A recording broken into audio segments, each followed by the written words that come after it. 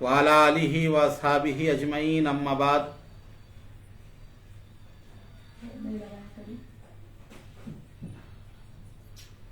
ہر تعریف، عظمت و بڑائی، بزرگی و کبریائی صرف اور صرف اللہ رب العزت کے لیے ہے، جو تمام جہاں کی پرورش کرنے والا ہے۔ لاکھوں درود و لاکھوں سلام ہوں حضور سرور عالم صلی اللہ علیہ وسلم پر، آپ کی آل اولاد، صحابہ اکرام، اہل بیت اور اولیاء امت پر اللہ تعالیٰ بکثرت درود و سلام بھیجتا رہے، رحمتیں برکتیں نازل فرماتا رہے۔ معزز و مکرم سامعین و ناظرین اکرام، سلطان المشائخ خواجہ نظام الدین اولیاء محبوب الہی رحمۃ اللہ تعالیٰ علیہ کے واقعات، تعلیمات اور سیرت کے متعلق سلسلہ وار آپ بیان سماعت فرما رہے ہیں، جو حضرت شیخ کے مرید و خلیفہ شیخ العارفین حضرت خواجہ قوام الدین چشتی رحمۃ اللہ تعالیٰ علیہ نے بیان کیے، اور ان کے پوترے خواجہ محمد جمال نے ان کو تحریر کیا اور اس کا نام قوام العقائد رکھا۔ کتاب قوام العقائد کا جو ہے چوتھا باب ہے، 3 باب مکمل ہو چکے ہیں الحمدللہ، آج یہ چوتھا باب ہے، اور اس باب میں حضرت نے تذکرہ کیا ہے اطراف عالم کے بزرگوں اور مشائخ کا خدمت شیخ کی عظمت و کرامت معائنہ کرنے کے بعد التجا کرنا۔ اس دور کے جتنے اولیاء اللہ تھے، اکابر اور مشائخ، وہ تمام کے تمام محبوب الہی کی عظمت اور آپ کی شان سے واقف تھے، اور وہ آپ سے ملاقات رکھتے اور آپ سے حسن عقیدت سے پیش آتے۔ یہ محبوب الہی کی خصوصیت تھی۔ سلطان المشائخ اپنے زمانے کے جتنے مشائخ تھے ان تمام کی یقیناً سلطان تھے۔ یہ اللہ کی طرف سے آپ کو اعزاز تھا کہ آپ مسند سلطان المشائخ پر جلوہ افروز ہوئے، اور یہ کام آپ کی ذات قدسی صفات پہ جو ہے پائے تکمیل پر پہنچا۔ یہاں پر فرماتے ہیں، دوستوں کے ضمیر پر روشن رہے کہ فن سلوک کی کتابوں میں لکھا ہے، جب حق تعالیٰ کسی بندے کو دوست رکھتا ہے، یعنی کسی سے محبت کرتا ہے، عالم قدس کے مقرب فرشتے آواز سنتے ہیں کہ اے فرشتوں، میں نے فلاں بندے کو اپنا دوست بنا لیا ہے، تم بھی اسے دوست بنا لو۔ اور آسمان و زمین کے فرشتے سے پکار کر کہہ دو کہ تاکہ وہ بھی اس سے اپنا دوست بنا لے۔ اب یہ حدیث پاک کے الفاظ ہیں۔ اللہ تعالیٰ جو ہے جب کسی کو اپنا محبوب بنا لیتا ہے تو جبرائیل علیہ السلام کو بلاتا ہے اور کہتا ہے کہ میں فلاں بندے سے محبت کرتا ہوں، تم بھی اس سے محبت کرو۔ جبرائیل علیہ السلام آسمانوں میں اعلان کرتے ہیں اللہ اور جبرائیل فلاں بندے سے محبت کرتے ہیں، تو آسمان والے بھی جو ہے اس سے محبت کرتے ہیں۔ پھر زمین میں اعلان کیا جاتا ہے کہ اللہ، جبرائیل اور آسمان کے فرشتے فلاں بندے سے محبت کرتے ہیں، تو یہ آواز جن کے کانوں تک جاتی ہے وہ بھی اس بندے سے محبت کرتے ہیں، اور اہل حق اہل ایمان اس بندے کی محبت کو قبول کرتے ہیں، ان کے دلوں میں خود بخود اس کی محبت آ جاتی ہے وہ بندے کی۔ تو اسی روایت کو انہوں نے فن سلوک کی کتاب کے حوالے سے لکھا ہے، اور یہ صحیح احادیث کی کتب میں بھی یہ روایت موجود ہے۔ پھر فرمان ہوتا ہے کہ اس بندے کی محبت دریاؤں میں، حوضوں میں، اناجوں کے دانوں میں ڈال دو تاکہ جو بھی اسے کھائے اس بندے کا دوست ہو جائے اور وہ بندہ سب کا محبوب بن جائے۔ یہ محبوبیت کس طرح ہوتی ہے؟ ہاں، ہمارے باپ داداؤں کی آباء و اجداد کی مزاریں بھی ہیں، کوئی وہاں پر جاتا نہیں سالوں سال، کسی کو تو معلوم بھی نہیں، صرف والد کی دادا کی مزار جانتے ہیں، اس کے اوپر کون تھے، کہاں ہیں، کدھر ہیں، ان کا پتہ تک نہیں۔ لیکن اللہ والے محبوبان خدا، خاصان خدا وہ ہیں کہ ہزاروں سال گزر گئے، بے شمار ایسے بندے جن کی صدیاں گزر گئی انتقال ہو کر، آج بھی لوگ جوق در جوق ان کے آستانوں پر حاضر ہوتے ہیں، ان کی بارگاہ میں حاضری دیتے ہیں، حالانکہ نہ ان سے حسبی تعلق ہوتا ہے، نہ نسبی تعلق ہوتا ہے، اور نہ ہی ان کی محفلوں میں بیٹھنے والے ہوتے ہیں۔ اللہ ان کی محبت ڈال دیتا ہے محبوبان خدا کی کہ سالوں سال سے آج دیکھیں جہاں اللہ والے ہوتے ہیں، وہ جنگل پہ ہو تو لوگ جنگل میں چلے جاتے ہیں، پہاڑ پر ہو تو پہاڑ پر چلے جاتے ہیں، دریا کے بیچ میں ہو تو دریا کے بیچ میں چلے جاتے ہیں، شہر میں ہو تو شہر میں چلے جاتے ہیں، اگر وہ ویرانے میں بیٹھے ہوں تو ویرانے میں چلے جاتے ہیں۔ ہزاروں آستانے آج بھی ایسے ہیں جو گھنے جنگلوں میں ہیں، لوگ وہاں بھی زیارت کے لیے جاتے ہیں، صعوبتیں برداشت کرتے ہیں، مصیبتیں برداشت کرتے ہیں۔ کیوں؟ کہ اللہ نے ان کی محبت لوگوں کے دلوں میں ڈال دی۔ اب بہت سارے اعتراض کرتے ہیں لوگ، بولے ایسے کیسے جو ہے اللہ کا ولی کسی کو مان لیں؟ لوگوں کا چاہنا، خود اس کی طرف رجوع ہونا اور خلائق کثیر ان کے آستانے سے رجوع ہونا، یہ خود ان کی محبوبیت کی علامت ہے کہ اللہ نے انہیں اپنا محبوب بنا لیا ہے، جس کی بنا پر ان کی محبت لوگوں کے دلوں میں ہے، اور لوگ بغیر کسی بلائے کے، بغیر کسی دعوت نامے کے جوق در جوق جو ان کے آستانوں کی طرف چلے جاتے ہیں۔ الغرض دنیا والوں سے یہ بات ڈھکی چھپی نہیں، یعنی تمام لوگ جانتے ہیں کہ محبوب الہی سارے عالم کے محبوب تھے۔ اللہ نے تو انہیں تو ایسی محبوبیت عطا فرمائی کہ یہ تو سارے عالم کے محبوب تھے، اپنی حین حیات بھی، اپنی ظاہری زندگی میں بھی یہ مرجع خلائق رہے، محبوب انام رہے، اور تمام لوگ ان کی طرف آتے، اور مشرق و مغرب کے مشائخ اور خاص و عام سب شیخ کی پیشوائی کے مخر و معترف تھے، اور خدمت شیخ سے محبت، التجا اور اخلاص کا تعلق رکھتے۔ محبوب الہی سے کیا معاملہ تھا ان کا؟ تو یہاں کہتے ہیں جنہوں نے دیکھا ہے، اپنی نگاہوں سے معائنہ کیا ہے، کہ وہ محبوب الہی سے محبت بھی رکھتے تھے، اخلاص کا تعلق بھی تھا، اور وہ التجا بھی کرتے، اپنے معاملات اور معروضات بھی پیش کیا کرتے۔ اور ان مشائخ میں سے بعض جو صاحبان سجادہ تھے، یعنی جو بڑے آستانوں کے بارگاہوں کے سجادہ نشین تھے، اپنے 2-2 3-3 ہزار مریدوں اور عقیدت مندوں کے ساتھ شیخ کے رشتہ ارادت میں منسلک ہو گئے تھے۔ جو خود صاحب سجادہ تھے، اپنے 1-2 نہیں بلکہ 2-2 3-3 ہزار مریدوں کو لے کر وہ حضرت کے مرید ہو گئے۔ تو اتنا دبدبا، اتنی جو ہے آپ کی محبوبیت کا عالم جو ہے لوگوں کے دلوں پر چھا کہ لوگ جو ہے اپنے مریدوں کے ساتھ جو ہے جا کر حضرت کے حلقہ ارادت میں داخل ہوتے، مرید ہوتے۔ یہ محبوب الہی کی شان۔ دنیا بھر کے دانا اور ہر مذہب و مسلک کے صاحبان ریاضت حضرات نے جب شیخ کی کرامت دیکھی تو وہ سبھی شیخ کی محبت میں گرفتار ہو گئے۔ ہر قسم کے لوگ آتے، ملفوظات میں آپ دیکھیں گے آپ کے تعلیمات میں وغیرہ، جوگی بھی آیا کرتے تھے، غیر مسلم بھی آیا کرتے تھے، مختلف مذاہب کے لوگ اور مختلف مسلکوں کے لوگ، مختلف عقائد کے نظریات کے حامل لوگ جو ہے وہ بھی حضرت شیخ محبوب الہی کی خدمت میں حاضر دیتے، اور جب وہ ان کی کرامات دیکھتے، ان کی عظمت دیکھتے تو کیا ہوتا؟ ان کی محبت میں گرفتار ہو جاتے۔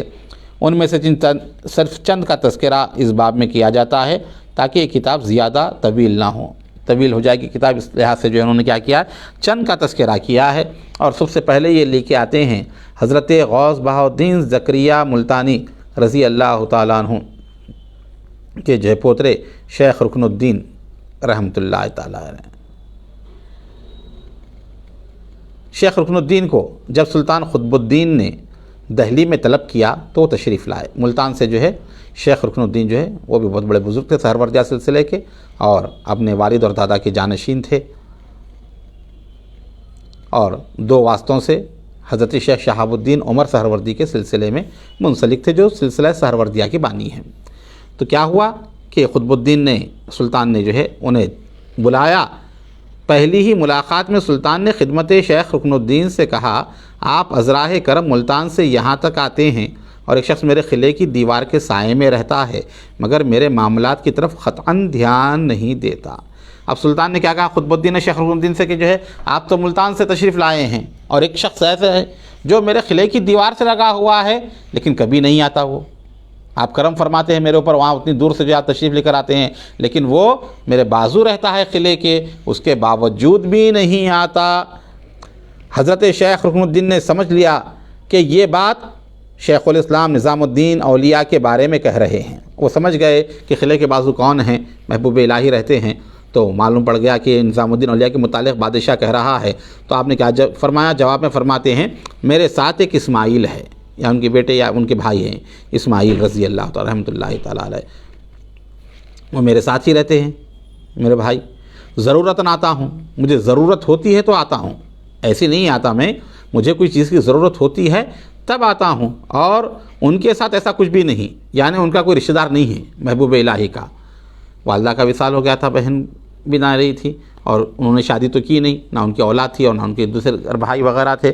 تو کہا کہ میں جو آتا ہوں تو مجھے لگا ہوا ہے یہ خاندان، میرا بھائی لگا ہوا ہے، دیگر لوگ لگے، میں ضرورت کے تحت آتا ہوں، ان کے ساتھ جو ہے ایسا کوئی معاملہ ہی نہیں ہے، وہ کس لیے آئیں، ان کو تو کوئی ضرورت ہی نہیں ہے، وہ تو آنے کا سوال ہی پیدا نہیں ہوتا کیوں آئیں گے۔ مگر میں ہرگز یہ نہیں چاہتا کہ آپ ان کے حق میں کسی کی بات یعنی چغلی سنیں، کیونکہ وہ بہت بڑے بزرگ ہیں، اس معاملے میں ان کے مرتبے کو کوئی نہیں پہنچ سکتا۔ ہاں، آپ نے بادشاہ سے کہا کہ وہ بہت بڑے بزرگ ہیں، ان کے معاملے میں مت جائیے آپ۔ ہاں، یہ لوگ جو آپ کے سامنے چغلیاں کر رہے ہیں، ان کے خلاف جو بول رہے ہیں، آپ کو بھڑکا رہے ہیں، ان کی بات مت سنیے، نظام الدین اولیاء بہت بڑے مرتبے کے بزرگ ہیں۔ جب سلطان نے یہ بات سنی تو شرمندہ ہو گیا۔ اب جب حضرت رکن الدین ملتانی رحمۃ اللہ علیہ نے یہ بات بتائی، اس کو سلطان کو تو جو ہے بہت شرمندہ ہوا وہ، اور زبان پلٹ گیا اور بولا معاذ اللہ کہ مجھے ان سے مخالفت ہو، میں تو یوں ہی کسی کی حکایت بیان کر رہا تھا، نہیں میں نے تو کسی کی حکایت بیان کر دی، مجھے ان سے مخالفت نہیں ہے محبوب الہی سے۔ اس کے بعد یہ شیخ رکن الدین کی بزرگی تھی کہ انہوں نے خدمت شیخ الاسلام نظام الدین کی بزرگی کے بیان میں بہت غلو کیا، یعنی بہت تفصیل سے انہوں نے بیان کیا۔ چنانچہ سلطان اپنی بات کہہ کر سخت پشیمان ہوا۔ اب اس کو پریشان ہو گیا کہ مجھے نہیں کہنا چاہیے تھی اسی بات، شیخ رکن الدین کے سامنے میں نے کہہ دی تو بہت پشیمان ہوا، اور اس موقع پر مخالفین کی اور کوئی بات نہیں کی۔ جب خدمت شیخ رکن الدین چلے گئے تو ان کے لیے جو مکان تیار کیا گیا تھا اس میں فروکش ہو گئے۔ حضرت شیخ رکن الدین کے لیے اسی دہلی میں مکان بنایا گیا تھا بادشاہ کی جانب سے، آپ وہاں پر مکان میں رہنے کے لیے چلے گئے۔ اس کے بعد جب مکان میں گئے تو ہوا کیا، سلطان المشائخ نظام الدین اولیاء محبوب الہی ان سے ملاقات کے لیے آئے۔ تو آپ کیا کپڑے کے تھان، عطر اور جو ہے دوسری چیزیں، سونے کے سکے وغیرہ ہدیے کے طور پر جو ہے مشک وغیرہ جو ہے لے کر آئے ملاقات کے لیے جواب نظام الدین اولیاء، کیونکہ یہ تو باہر سے آئے تھے، ملتان سے آئے تھے، تو انہوں نے سمجھا کہ کوئی ضروری چیز ہو تو ان کو کام آ جائے گی، تو محبوب الہی تمام چیزیں لے کر جو ہے حضرت شیخ رکن الدین سے ملنے کے لیے آئے۔ شیخ کے خادم اقبال نے یہ چیزیں لا کر سامنے رکھ دیں۔ مشہور خادم حضرت کا محبوب الہی کا اقبال تھا، جو خواجہ اقبال رحمۃ اللہ علیہ، وہ تمام چیزیں لا کر جو ہے حضرت رکن الدین رحمۃ اللہ علیہ کے سامنے رکھ دیتے ہیں۔ خدمت شیخ رکن الدین نے کہا کہ اللہ تعالیٰ اچھی طرح جانتا ہے، آپ خوب اچھی طرح جانتے ہیں کہ ان ہدایے کو قبول کرنے کی مجھ میں ہمت نہیں، میں ہمت نہیں رکھتا کہ ان کو قبول کروں۔ شیخ سمجھ گئے کہ وہ کیا فرما رہے ہیں۔ انہوں نے اقبال کو اشارہ کیا کہ ان کو اٹھا لو، جو لے کے آئے تھے اب وہ لینے کی مرضی نہیں تھی ان کی، تو اٹھا لیا گیا۔ خدمت شیخ رکن الدین کے بھائی شیخ زادہ اسماعیل، جو ان کے بھائی تھے رکن الدین رحمۃ اللہ علیہ کے، اسماعیل جو آئے ہوئے تھے ساتھ میں، انہوں نے کیا کیا، ان ہدایے میں سے، ان تحفوں میں سے جو ہے نافع مشک بطور تبرک لے لیا۔ مشک جو خوشبو جو تھی ہرن کی، نافع کی، وہ جو ہے اس میں سے اٹھا لی ایک تبرک کے طور پر۔ اس کے بعد محبوب الہی اٹھے اور رخصت ہو کر چلے گئے، ملاقات جو ہوتی چلے گئے، اپنے مکان پر آئے اور اصحاب کے سامنے حضرت شیخ رکن الدین ملتانی کے اخلاق حمیدہ اور ان کے ادب کی حکایت بیان کر کے ذوق لیتے رہے اور فرمایا، بات شروع کرنا آنے والے کا حق نہیں، جو شخص بیٹھا ہوا ہے اسے چاہیے کہ بات شروع کرے، یعنی آنے والا بات نہ کرے بلکہ جو بیٹھا ہوا ہے جس کے پاس ملنے کے لیے گیا وہ بات کرے، یہ اس کا حق ہے۔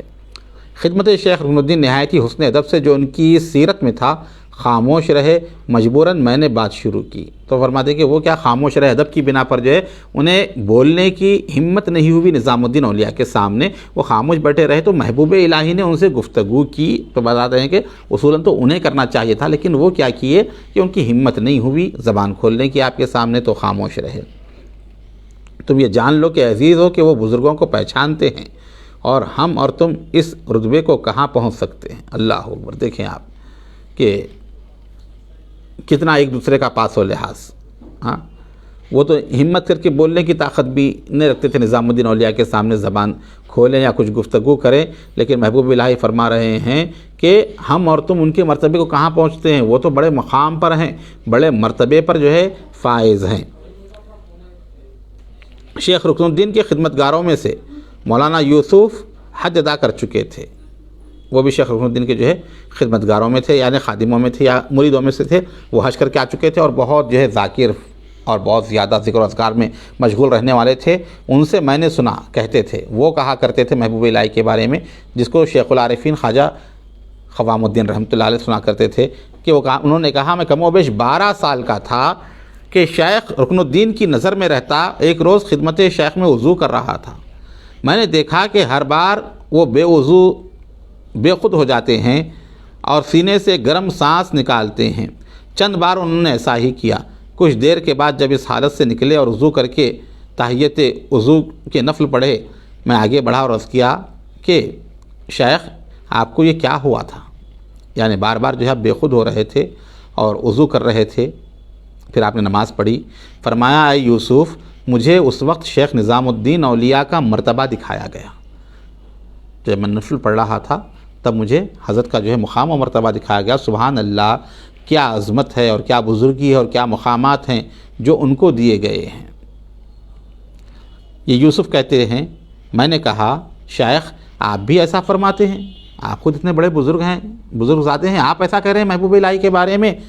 تو شیخ رکن الدین نے فرمایا، یوسف، شیخ الاسلام نظام الدین اولیاء محبوب الہی بہت بڑے بزرگ ہیں، وہاں تک کون پہنچ سکتا ہے؟ وہاں تک کسی کی رسائی نہیں ہے جہاں جس مقام پر جو ہے وہ ہیں۔ تو اسی لیے اتنا ادب و احترام کرتے تھے۔ جب بادشاہ سے ملاقات کر کے آپ آئے، محبوب الہی آنے والے تھے نا، تو آپ نے کیا کیا؟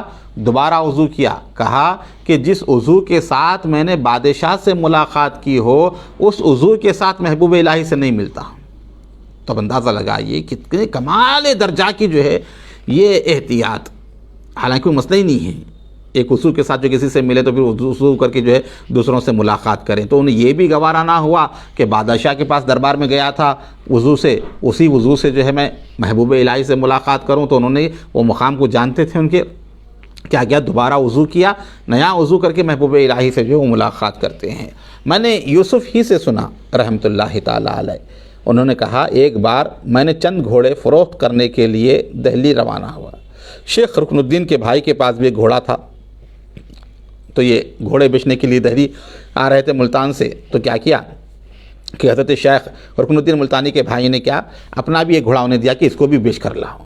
لیکن ہوا کیا، وہ جب گھوڑے لے کر آ رہے تھے، راستے میں جو ہے چوروں نے وہی گھوڑا چرا لیا جو رکن الدین رحمۃ اللہ علیہ کے بھائی نے دیا تھا بیچنے کے لیے۔ اب یہ بیچ کر گئے، وہاں پر جا کر جو ہے انہوں نے کہا کہ جو ہے ایسا آپ کا گھوڑا جو ہے چور لے گئے، تو اب انہیں غصہ آیا۔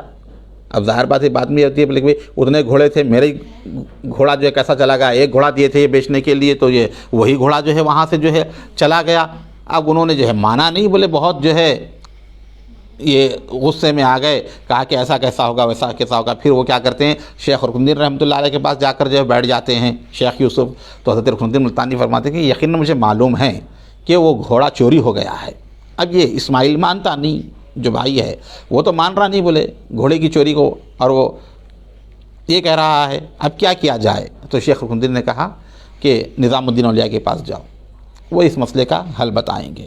تو وہ کیا کیے، پکا ارادہ کیے اور چند گھوڑے خریدے گھوڑوں کو بیچنے کے لیے۔ وہ دہلی آئے، دہلی آنے کے بعد انہوں نے کیا کیا، وہ گھوڑوں کو کھلا پلانے کے لیے ایک استبل میں رکھ دیا تاکہ 3-4 دن تک کھلا کر اچھے گھوڑوں کر دیں، پھر اس کو لے جائیں بیچنے کے لیے۔ وہ گھوڑوں کا استبل میں چھوڑ دے کر جو ہے محبوب الہی کی خدمت میں آئے اور چند تحفے وغیرہ جو ہے لے کر آئے اور آپ کی خدمت میں پیش کیا۔ اور شیخ رکن الدین نے بھی جو تحفے بھیجائے تھے، وہ جب بھی کسی کو کوئی جاتا محبوب الہی کے پاس تو شیخ رکن الدین ملتانی اپنی طرف سے تحفے بھیجاتے تھے نظام الدین اولیاء کے پاس، وہ بھی لے کر آئے، کہا کہ یہ حضرت نے دیا ہے، شیخ رکن الدین رحمۃ اللہ علیہ نے، حضرت محبوب الہی نے وہ لیا۔ اور اس کے بعد تحفے دینے کے بعد جو ہے یہ سوچ میں پڑے کہ گھوڑے کا قصہ کس طرح بیان کروں حضرت کو۔ اب محبوب الہی کے سامنے بیان کرنا ہے گھوڑا جو چوری ہو گیا ہے، اور وہ گھوڑے کے متعلق جو کس طرح بیان کریں، ان کی ہمت نہیں ہو رہی تھی۔ تب محبوب الہی نے کہا کہ یوسف تم کل گھوڑوں کو نحاس میں لے جاؤ، وہ جو بازار تھا گھوڑوں کے بیچنے کا۔ میں حیران ہوا کہ گھوڑوں کو 3 دن تک روک کر رکھنا چاہتا تھا تاکہ وہ چاقو چوبند ہو جائیں، کھا پی کر تھکے ہوئے لمبے سفر سے آئے ہوئے ہیں، لیکن حضرت فرما رہے ہیں کہ جو ہے کل لے کر جانا۔ پھر اسی الجھن میں بیٹھے ہوئے تھے، پھر کہا کل ہی لے کے جاؤ گھوڑوں کو بازار میں۔ اب یہ کہا کہ بولے حضرت تو اتنی تاکید کر رہے ہیں، کل ہی لے جانے کے لیے کہہ رہے ہیں، کہا کچھ نہ کچھ مسئلہ ہوگا، لہٰذا مجھے دیر نہیں کرنی چاہیے۔ تو دوسرے دن ہی صبح کیا کیے، اپنے گھوڑوں کو لے کر وہ گھوڑوں کے بیچنے کے بازار میں گئے۔ جب بازار میں گئے تو انہوں نے دیکھا کہ وہ جو چوری شدہ گھوڑا تھا وہ بازار میں موجود تھا، کوئی شخص لے کر اس کو پھر رہا تھا بیچنے کے لیے پھر رہا، تو جو ہے وہ جا کر پکڑ لیے، بھائی یہ تو جو ہے چوری کیا گھوڑا ہے، یہ تو میرے پاس گھوڑا تھا، اس کو چوری کر لیا گیا ہے۔ اب وہ جو بیچنے والا تھا وہ مالک کے پاس لے گیا، امیر کے پاس جو گھوڑا بیچنے کے لیے آیا تھا، کہا کہ بھئی یہ گھوڑا کہہ رہے ہیں کہ ان کا چوری کر لیا گیا ہے۔ تو اس نے کہا کہ تمہارے پاس کون گواہ ہے کہ یہ چوری کیا گیا تمہارا گھوڑا ہے؟ تو انہوں نے کہا کہ ہاں نظام الدین اولیاء گواہ ہیں۔ جیسے ہی سننا تھا وہ جو ہے کہتا ہے اگر حضرت نظام الدین اولیاء اس کے گواہ ہیں تو اب یہ گھوڑا تم ہی رکھ لو۔ تو اسے گھوڑا واپس کر دیا اس امیر نے، اور وہ شخص گھوڑا لے کر جو ہے بیچ دیا۔ اور اس کے بعد جو ہے وہ حضرت محبوب الہی کے پاس آئے اور تمام قصہ انہوں نے سنایا، ایسا ہو گیا، گھوڑا مل گیا۔ محبوب الہی نے تبسم فرمایا، کہا جاؤ گھوڑا اس کے مالک کے حوالے کر دو، جس کا گھوڑا ہے اسی کو دے دو۔ اور اس کے بعد اور ایک حکایت بیان فرماتے ہیں، یہ آخری وقت جو تھا محبوب الہی کا، کئی دن تک جو ہے حضرت بستر مبارک پر رہے۔ جب خدمت شیخ کا اس جہاں سے سفر کرنے کا آخری وقت ہوا تو خدمت شیخ رکن الدین شیخ کی ملاقات کے لیے آئے۔ غالباً 3 سال جو ہے کھڑے رہے دہلی میں، شیخ رکن الدین کا قیام جو ہے رہا، تو ملنے کے لیے آئے رکن الدین ملتانی رحمۃ اللہ علیہ، اور فرمایا اے مخدوم، ہمیں یہ دکھایا گیا ہے کہ اختیار آپ کے ہاتھ میں ہے، آپ کے ہاتھ میں اختیار ہے، خواہ رہیں یا تشریف لے جائیں۔ خدمت شیخ نے فرمایا جی ہاں یہ ٹھیک ہے۔ خدمت شیخ رکن الدین نے فرمایا میری ایک درخواست ہے۔ شیخ نے فرمایا فرمائیے کیا حکم ہے؟ خدمت شیخ رکن الدین نے کہا جب ایسا ہے تو مناسب ہوگا کہ آپ کچھ مدت اور ٹھہر جائیں اور کچھ دن زندہ رہیں، تاکہ ہم جیسے طالبوں کو خدمت شیخ کی نظر سے مقام مراد نصیب ہو جائے، یعنی ہم لوگوں کو جو کچھ فائدہ حاصل ہو، فیض حاصل ہو، اور تھوڑی دن آپ دنیا میں رہنا اختیار کیجئے۔ نظام الدین اولیاء نے فرمایا خیر خواجہ یہ نہیں کر سکتا، کیونکہ رسالت مآب صلی اللہ علیہ وسلم مجھ سے فرماتے ہیں نظام تمہارا اشتیاق حد سے گزر گیا ہے، اب اور کب تک؟ یعنی حضور کو خواب میں دیکھا تھا محبوب الہی نے، سرکار فرما رہے تھے کہ ہم تمہارے اشتیاق میں ہیں، کب آؤ گے ہمارے پاس، کب ملاقات کرو گے؟ کہا کہ اب میں ٹھہر نہیں سکتا جب حضور مجھے یاد کر رہے ہیں۔ حضرت شیخ رکن الدین نے جب سنا تو رونے لگے اور حضرت محبوب الہی کو الوداع کہہ کر واپس ہوئے۔ چند روز کے بعد حضرت محبوب الہی رحمت حق سے جا ملے، یعنی آپ کا وصال ہوا۔ شیخ رکن الدین حاضر ہوئے اور نماز جنازہ کی امامت کی، انہوں نے جو ہے حضرت محبوب الہی کی نماز جنازہ پڑھائی۔ وہ کہتے بھی ہیں یہی مقصد تھا کہ 3 سال تک مجھے یہاں پہ ٹھہرنا پڑا تاکہ میں حضرت شیخ کی نماز جنازہ میں شرکت کر سکوں۔ اور خدمت شیخ نے کسی مقام کا دفن کرنے کے لیے تعین نہیں کیا تھا، محبوب الہی بتائے نہیں تھے مقام کہاں ان کو دفن کیا جائے، کہاں رکھا جائے۔ شیخ رکن الدین نے اقبال سے پوچھا، کیونکہ اقبال خاص خادم تھا، کہا کہ تم جانتے ہو کہ حضرت نے کسی جگہ کا تعین کیا ہے کہ یہاں ان کی مزار ہو، یہاں انہیں رکھا جائے؟ تو اقبال نے کہا نہیں، حضرت نے کوئی ایسی بات نہیں فرمائی، یہاں ایک باغ تھا۔ شیخ رکن الدین نے فرمایا جب نظام الدین اولیاء یہاں آیا کرتے تھے تو کہاں بیٹھتے تھے، اس علاقے میں کہاں بیٹھا کرتے تھے، اور اب کس جگہ خواجہ آرام فرما رہے ہیں؟ یہاں نارنگی کا ایک درخت تھا۔ اقبال نے کہا خدمت شیخ اکثر اسی جگہ تشریف رکھا کرتے تھے۔ تو انہوں نے کیا کیا، شیخ رکن الدین گئے اس مقام پر جہاں باغ میں محبوب الہی بیٹھا کرتے تھے، اس جھاڑ کے پاس انہوں نے 2 رکعت نماز ادا کی۔ نماز ادا کرنے کے بعد کہا کہ حضرت کو جو ہے یہیں دفن کیا جائے، اسی مقام پر۔ خدمت شیخ کو وہاں سپرد خاک کر کے واپس آئے۔ تیسرے دن مجلس سیوم میں مخلوق کی حاضری کا بیان کیا جائے تو کتاب بہت طویل ہوگی۔ زیارت کی جو فاتحہ تھی نظام الدین اولیاء کی، فاتحہ سیوم، تیسرے دن جو محفل تھی، تو کہتے ہیں کہ اتنے لوگ تھے، کئی لوگ حاضر ہوئے کہ ایک پوری کتاب ہو جائے، ان کا تذکرہ کیا جائے تفصیلی۔ خدمت شیخ الدین ٹھہرے رہے یہاں تک کہ تنہائی ہو گئی، لوگ چلے گئے آہستہ آہستہ چلے گئے۔ فاتحہ سیوم کے بعد وہ وہیں پر ٹھہرے رہے، پھر وہ شیخ کی تربت پر مراقب ہوئے، مراقبہ کیا محبوب الہی کی مزار پر۔ شیخ رکن الدین رحمۃ اللہ علیہ نے کچھ دیر کے بعد سر اٹھایا اور اس وقت ایک شخص ان کے نزدیک تھا، اس نے کہا کہ اس بزرگ کو یہاں نہیں چھوڑا گیا۔ اس کے بعد فاتحہ اور دعا پڑھ کر واپس ہو گئے۔ مولانا تقی الدین لکھنوتی بہت بڑے بزرگ تھے، ان کے کشف و کرامات بہت سی ہیں، سارا ملک ہندوستان ان سے عقیدت رکھتا تھا، یعنی اتنی شہرت تھی تقی الدین لکھنوتی رحمۃ اللہ علیہ کو کہ پورے ملک کے لوگ جو ہے ان سے محبت رکھتے تھے۔ جب شیخ الاسلام نظام الدین اولیاء کی ولایت کا جھنڈا بلند ہوا تو اس علاقے کی مخلوق سارے علماء، فقراء، سلاطین محبوب الہی سے عقیدت رکھنے لگے۔ مولانا تقی الدین بھی، یہ بھی ان کی کمال بزرگی تھی کہ شیخ کے بزرگی کے معترف تھے، حالانکہ وہ خود جو ہے بہت بڑے مقام پہ تھے، اس کے باوجود بھی وہ محبوب الہی کی بزرگی کو مانتے تھے، معترف تھے، اور از راہ محبت و اعتقاد برابر خط لکھتے تھے اور ہدایے کے ساتھ بھیجتے تھے۔ خط بھی لکھتے تھے، اس کے ساتھ نذرانہ بھی جو ہے وہ روانہ کرتے تھے محبوب الہی کی خدمت میں۔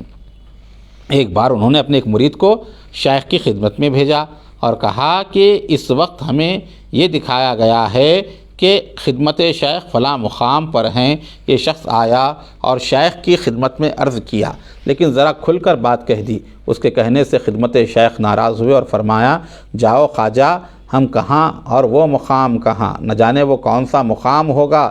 تو اب اے عزیز، ایسا بادشاہ جسے شیخ تقی الدین تھے، انہیں کیا دکھایا گیا جو ساری اقلیم شیخ کی جانب متوجہ ہو گئی۔ فرماتے ہیں کہ بتایا گیا کہ فلاں مقام پر ہے نظام الدین اولیاء، وہ آ کر جو بول دیا کہ ہمارے حضرت نے ایسا کہا ہے آپ کے متعلق، تو آپ ناراض ہوئے، آپ اظہار مشائخیت کرنا نہیں چاہتے تھے۔ یہ سلسلہ چشتیہ کے تمام اولیاء اللہ کا طریقہ رہا، وہ اپنے آپ کو چھپائے رکھے، انہوں نے کبھی اپنی شان ظاہر نہیں کی، اپنے کبھی مقام و مرتبے کو واضح الفاظ میں بیان نہیں کیا، نہ اپنی مجالس میں بیان کیا انہوں نے، نہ اپنے تقاریر میں بیان کیا، نہ اپنی تحریروں میں بیان کیا، بلکہ وہ اپنے آپ کو سب سے جو ہے کم سمجھتے، کمتر سمجھتے، اپنے آپ کو یہاں بتایا جا رہا ہے شیخ تقی الدین جس کی طرف پورا ہندوستان رجوع ہوتا تھا اس دور کا، تو وہ بزرگ بیان کر رہے ہیں تو کہہ رہے ہیں کہ ہم کہاں ہے، وہ مقام کہاں ہے، وہ تو بہت بڑی بلند جگہ ہے۔ ایسا نہیں کہا کہ ہاں انہوں نے دیکھا ہوگا، صحیح دیکھا ہوگا، تائید نہیں کی، بلکہ خاموشی اختیار کہا کہ وہ تو بہت بڑا مقام ہے۔ یہ عاجزی، یہ انکساری خواجگان چشت اہل بہشت کے فطرت میں اور ان کے وتیرہ رہی ہے۔ اسی لیے حضرت مخدوم اشرف جہانگیر سمنانی رحمۃ اللہ علیہ فرماتے ہیں کہ جس کے اندر 4 چیزیں ہوں وہ چشتی ہے۔ فرمایا ترک و ایثار، عشق و انکسار، ترک ہو، ایثار ہو، دوسروں کو ترجیح دے اپنی ذات پر، عشق ہو اور انکسار ہو، عاجزی ہو۔ فرماتے ہیں کہ جس کے اندر یہ 4 چیزیں نہیں، وہ خاندان کریم، سلسلہ قدیم، اہل چشت سے اس کا کوئی تعلق ہی نہیں۔ تو سوچنا چاہیے تمام چشتی برادران کو کہ ہم اپنے اندر یہ 4 چیزیں پیدا کریں، ترک و ایثار، عشق و انکسار، یہ چشتیہ سلسلے کا ورثہ ہے، وراثت ہے۔ محبوب الہی کے اندر بھی یہ کیفیت تھی، بڑے بڑے لوگ آ کر جو ہے آپ کے متعلق اپنے کشف کو بیان کرتے یا وہ مقامات کو بیان کرتے، تو آپ جو ہے کہتے کہ میں اس قابل کہاں ہوں، میرا معاملہ کیا ہے۔ تو اس سے معلوم پڑتا ہے کہ حضرت محبوب الہی رحمۃ اللہ تعالیٰ علیہ اپنے دور میں اپنے ہم اثروں میں کیا مقام و مرتبہ رکھتے تھے۔ بڑے بڑے اولیاء کبار جن کا یہاں پہ تذکرہ کیا جا رہا ہے، یہ تو بڑے بڑے اولیاء اللہ ہیں، یہ بھی حضرت شیخ سے محبت رکھتے، ان کی خدمت میں حاضر ہوتے، خطوط لکھتے، نذرانے بھیجاتے، ہدیے بھیجاتے، کوئی معاملہ ہوتا تو التجا کرواتے، دعا کرواتے، اور اپنے ہر معاملے میں حضرت سے رجوع ہوتے۔ بہت سارے تو ایسے تھے جو اپنے مریدوں کے ساتھ آ کر حضرت کی جو ہے سلسلہ بیعت میں داخل ہوئے، اور آپ کی خدمت کو انہوں نے سعادت دارین سمجھا اور دونوں جہاں کی سرخروی اور کامیابی حاصل کی۔ کیا بڑے مبارک لوگ تھے وہ، جنہوں نے اس اللہ کے محبوب کی زیارت کی ہو، دیدار کیا ہو، ان کی صحبت میں رہے ہوں اور ان سے فیض روحانی حاصل کیا ہو۔ اللہ تعالی ہم تمام کو بھی حضرت شیخ کی فیوز و برکات سے مالا مال فرمائے، اور ان کے فیضان سے اللہ تعالی ہماری جھولیوں کو بھی بھرے، اور ہم سب کو بھی بزرگان دین کی سچی محبت، اتباع اور اعتقاد اللہ عطا فرمائیں۔ الہی تابوت خورشید و ماہی، چراغ چشتیاں را روشنائی۔